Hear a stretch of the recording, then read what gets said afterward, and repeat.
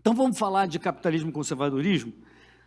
E capitalismo, né, se você pegar o dia da independência brasileira, 1822, 46 anos antes, aconteceram dois eventos fundamentais para tudo que a gente está falando hoje, e especial nesse painel. Em primeiro lugar, a independência americana, que foi um grande exemplo de a liberdade em primeiro lugar. Liberdade no ambiente social, né? Aquela briga contra a tirania que vinha, a tirania dele era um impostinho, sei lá, de 1%, 2%, que a Inglaterra, né? Que absurdo esses caras, deixaram a gente aqui quietos fazendo no nosso país, de repente eles querem botar um stamp tax lá, um selo tipo cartório, pô, que vai dar, sei lá, 1% da nossa renda. Pô, de jeito nenhum, vamos fazer independência. Pô, e ainda tem o tal do chá, vão taxar aí a tarifa de importação, aí não sei de quanto, vamos jogar esse chá todo lá para fora e pronto, vamos fazer essa independência. Bom, hoje a gente está aceitando, que nem um sapo na panela, né, que vai esquentando, a gente já aceita 40%, inflação, intervencionismo, está tudo certo. O outro evento que aconteceu em 1776 foi a publicação da Riqueza das Nações, de Adam Smith. E ali foi colocado o que até hoje, na ciência econômica, se aceita como a explicação para o crescimento econômico. Já vou dizer já qual é a explicação para o crescimento econômico. Mas quero dizer, em primeiro lugar, o seguinte: o Adam Smith, para qualquer um que o leia hoje, você fica sem saber se o cara era economista, filósofo, psicólogo, historiador. Ele era um humanista.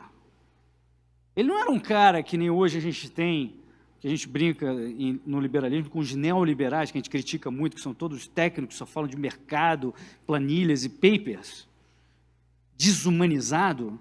O liberal legítimo, como era Adam Smith, aliás, 20 anos antes do livro Riqueza das Nações, ele escreveu um tratado maravilhoso. Se eu posso recomendar um livro a vocês hoje, é a Teoria dos Sentimentos Morais, do Adam Smith, onde ele fala sobre moralidade, sobre o que a gente está falando aqui de conservadorismo e temas correlatos. Então, um sujeito que é humanista, ele vai tratar de diversos temas. Voltando para o que explica o crescimento. Na opinião do Adam Smith, e como a gente entende hoje, o crescimento se dá pelo seguinte: trocas livres entre as pessoas, cada um se especializando no que é melhor, e permitir que a poupança seja acumulada. Poupança ou o capital, daí vem o capitalismo, que é um termo de Marx, mas que está certo, porque a acumulação de poupança é a acumulação de capital. É isso que explica o crescimento econômico. Então, quando você fala de crescimento econômico, você está falando, olha, se você permite trocas entre os indivíduos, se você permite que as pessoas possam acumular aquilo que elas ganham, através do seu trabalho, através das suas trocas, especializando-se no que elas são os melhores, você tem o máximo potencial da economia.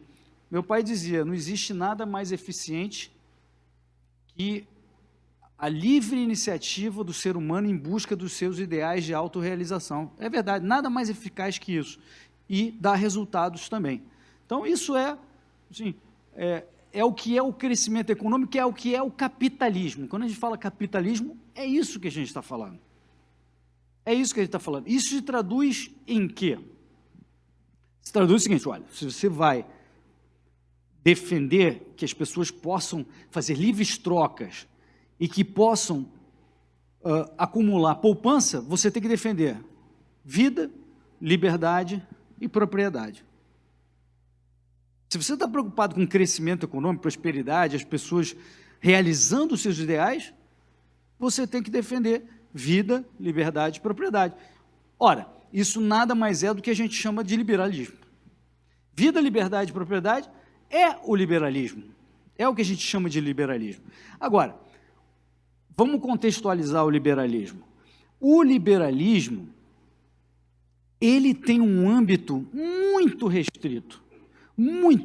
Muito restrito, porque ele ele fala sobre relações na sociedade, como a gente está falando. É só sobre relações na sociedade que o liberalismo se refere.